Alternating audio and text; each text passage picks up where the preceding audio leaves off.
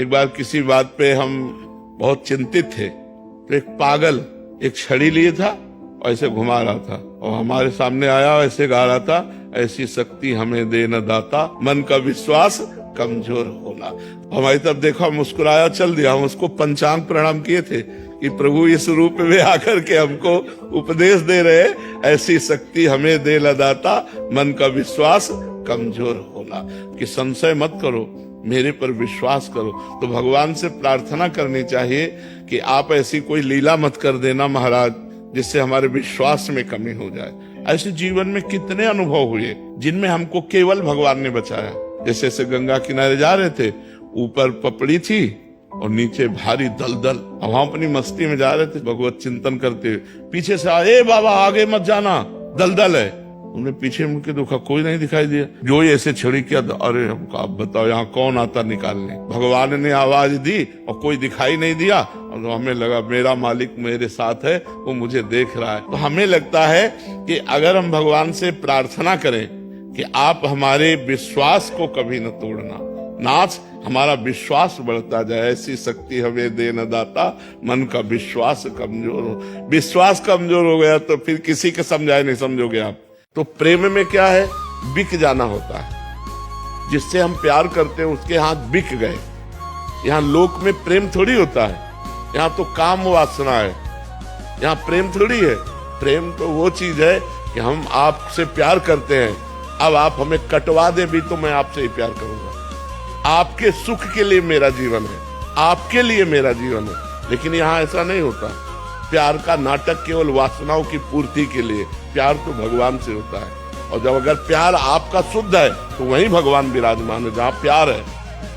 माता पिता से शुद्ध प्यार हो जाए, पत्नी से शुद्ध प्यार हो जाए, पति से शुद्ध प्यार हो जाए तो भगवान की प्राप्ति हो जाए। प्रेम में बड़ी सामर्थ्य है। देखो ना, हमारे भगवान सर्वलोक महेश्वर होकर प्रियाजू से विनय करते हैं, प्रियाजू के आगे हाथ जोड़े खड़े रहते हैं, क्योंकि वो राधा किशोरी से प्यार करते हैं तो हाथ जोड़े खड़े रहते हैं। और नाम जप करो, जो चाहोगे प्राप्त हो जाएगा। नाम जप शुरू करोगे तो पहले नाम जप उनको मारेगा, उन कर्मों को जो तुमने पूर्व में किए और तुम्हें दुख देने के लिए तैयार है वर्तमान में, उनको नष्ट करेगा।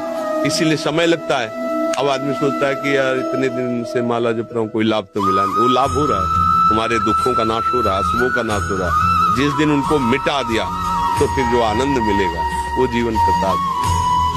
जिसको नाम की लत लग जाती है वो प्रलोभन और प्रतिकूलता, दो चीजें फेंकी जाती है। माया या तो इतना प्रलोभन फेंकेगी कि आप भूल जाओ, और या इतना भय फेंकेगी कि आप भूल जाओ। जो प्रलोभन और भय दोनों से निकल जाता है तब नाम का नशेबाज कहा जाता है। अभी तो नशा सीख रहे हो, अभी नशेबाज नहीं हो। अगर हम अपनी माँ में भगवान को देख पावे, अपने पिता में भगवान को देख पावे और बूढ़े माता पिता की सेवा कर पावे, तो मुझे लगता है इससे बड़ा मंदिर में जाकर सेवा करने की जरूरत नहीं पड़ेगी, वही भगवान मिल जाएंगे।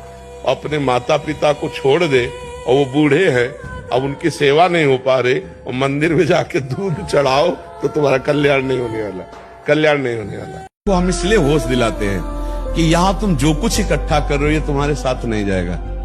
क्यों भाई, आपको पता है कुछ जाएगा?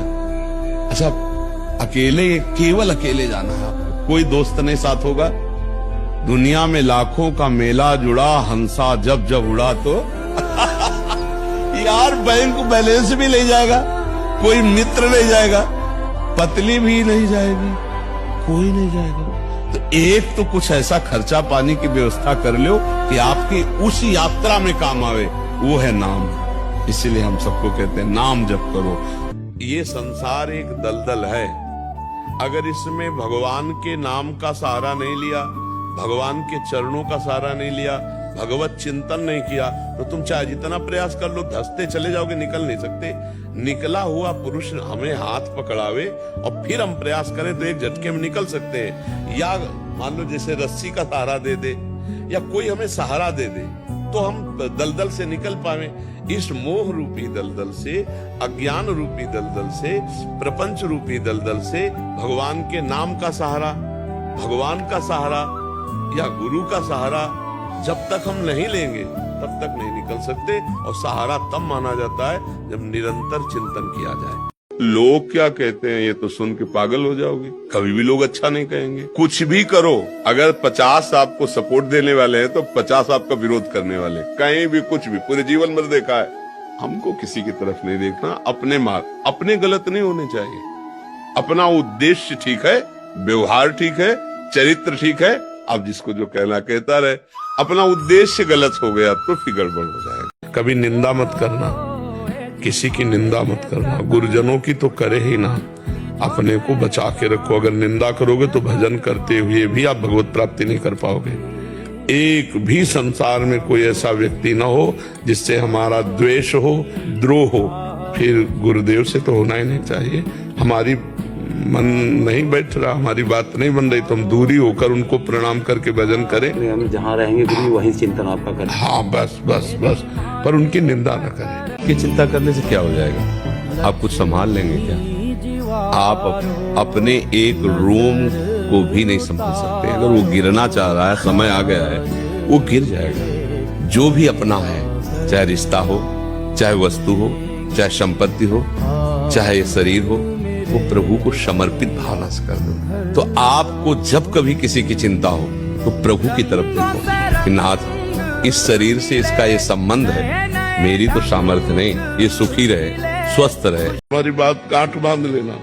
भगवान उसी को घसीटते हैं जो महापुरुषों का आश्रय लेता है, और जो स्वयं साधना करता है उसका फल होगा उसे महापुरुष मिलना। और जब महापुरुष की कृपा होगी तब भगवान उसको स्वीकार कर लेते हैं। आज तक किसी को भी स्वीकार किया हो स्वयं से तो हमें बताना, उसके बीच में किसी महापुरुष का कृपा प्रसाद होगा। अगर प्रहलाद जी भक्तराज है तो देवर्षि नारद जी का वरद हस्त है। अगर ध्रुव जी अटल पदवी में है तो देवर्षि नारद जी का वरद हस्त है।